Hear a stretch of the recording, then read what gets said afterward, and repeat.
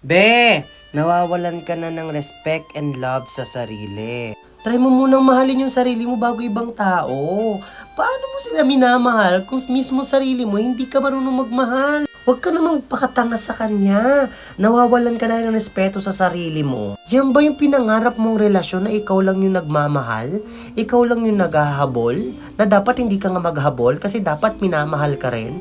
Pero mas pinili mo yan? Be, alam kong gasgas na sa'yo yung term na sobrang namang daming tao dyan, ba't sa isang tao ka nababaliw? Maiintindihan kita kasi nagmamahal ka, be. Pero sana maintindihan mo rin na kailangan mong mahalin yung sarili mo at respeto yung sarili mo.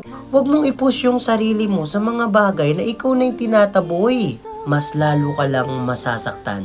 Swear. Bakit nung bata ka? Yung magulang mo minamahal ka ng sobra. Nung bata ka, hindi ka nila kinakalimutan. Binibigay nila yung best for you. Tapos ngayong tumanda ka, gusto mong ikaw yung magabol na magabol kahit na sinasaktan ka? Be, kalmahan mo lang. Alam kong ayaw mong maiwan. Alam kong ayaw mong masaktan. Lahat tayo ayaw yun. Pero minsan kailangan natin gumising.